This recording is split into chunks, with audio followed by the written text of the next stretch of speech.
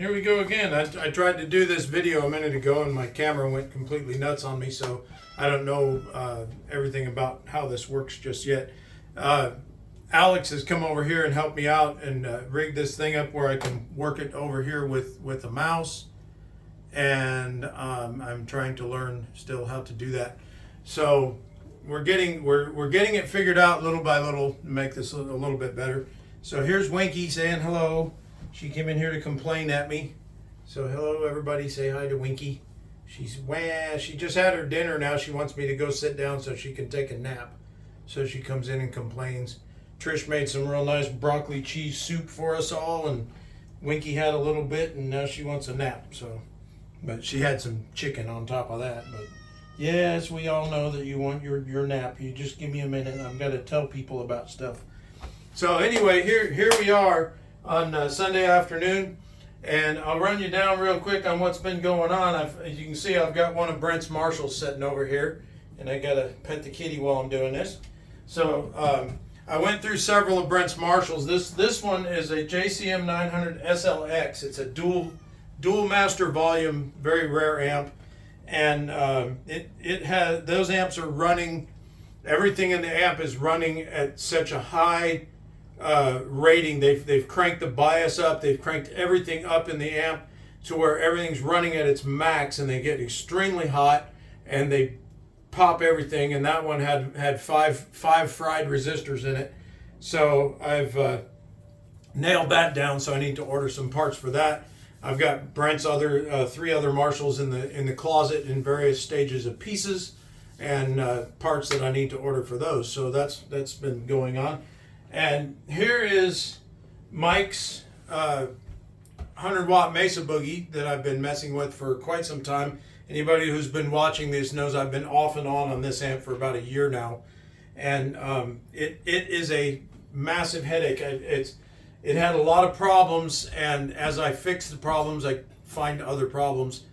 And I've narrowed it down now to where I have found. Sorry about that. I get cat hair up in my nose. So I found that tube. If you can look here, wiggle, wiggle. That's bad. And then that one failed because of it. So that's part of the problem. And those tubes that he had here, those were bought new and came to him with that problem new. And I didn't detect it, so that's on me. But we got new replacement tubes. I've run it, and I've discovered that one channel is working, the other channel still has an issue, and I think I've located the issue. I sent some questions off to my friends that are associated with this amp, and we'll see if I get a reply back from them as to an answer for my questions, so we can get that thing taken care of. So thank you for your patience on that, Mike. Very much appreciated. My basement, I ran it the other day, and it still has issues. That one I'm probably going to have to go ahead and gut it and just redo it completely.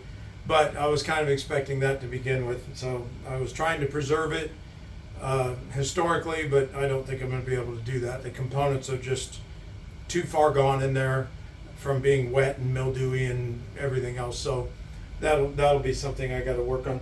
So the next little issue we got going on, I've organized my shop and cleaned up and this and that in here and made it a little bit more usable.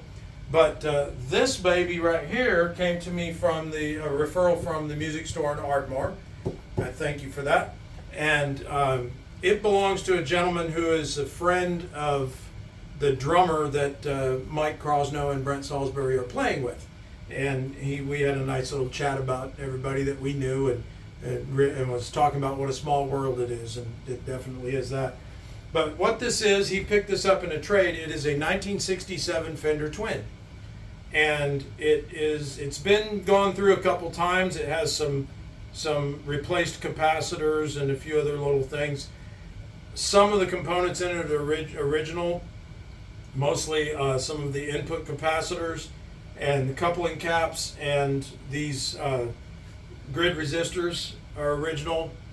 I haven't opened up the cap box down below to see if the filter caps are original yet, but I'll get into that.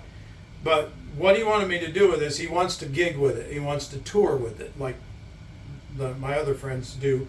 And when you do that with one of these vintage amps, it's best to not leave certain parts of it vintage because it causes you noise and reliability problems on the road. So there's things that I'm going to do to this, alter it slightly without altering the circuit. I'm going to improve the grounding, improve the safety of it, so you don't electrocute yourself. It's still got the what they call the death cap in it, which is the nickname, obviously. But so I'm going to take care of that, and I'm going to see if I can get some of the noise floor down a bit on it, so it's a little bit quieter. I played it. It does work, and it doesn't sound terrible, but it has room for improvement. So we're going to go through that, get this thing rock solid, and that'll be my next little deal. And as soon as I get an answer back on this baby, we'll get back on Mike's amp and we'll get that tackled. And I refuse to let this overly complicated 100-watt Mesa Boogie beat me. So there you go, Mike. No matter what, I'm going to figure this sucker out and we're going to get it fixed. That thing is a complicated nightmare. It's you go on the internet and look up Mesa Boogie DC-10, and you'll see a whole list of people going, "Oh my God, what a headache!" And they're right. It's an incredibly complicated amp, and they quit making these because they were so complicated. They kept having issues with people sending them back because they're great amps when they work. And I'm not saying that they're bad amps and that they're not reliable, but when something does happen to it, it happens big. So it's an issue with that particular one. I've had 3 of the Mesa Boogie DC series. Actually, I've had 4 of the Mesa Boogie DC series. Great amps, rocking something serious. They're loud. They sound great. They're solid as a rock. 2 of mine blew up, and I had to repair them before I sold them. One of them I sold. I just was being stupid, and I should have kept it. The other one had a few little issues, and it was pretty solid. But the point is, they're very complicated, and they're very good amps. But when they break big time. So anyway, that's the headache I'm dealing with right now. So I will get that handled, and we'll get on the road with it. And this thing, as it progresses along this week, I'll give you a few little tidbits on it and little updates, because this is pretty cool. It's a 67 twin. It's a real vintage, real deal. And this is like the golden hallmark amplifier that Ted Nugent used them. I mean, you name it, everybody's used these things. And they are just amazing amps. You crank these things up and they're unbelievably loud and sound amazing. So anyway, that's my my little project for this Sunday. So we're going to slide into Sunday night, and we're going to lose an hour, and it's going to suck because we're going to lose an hour.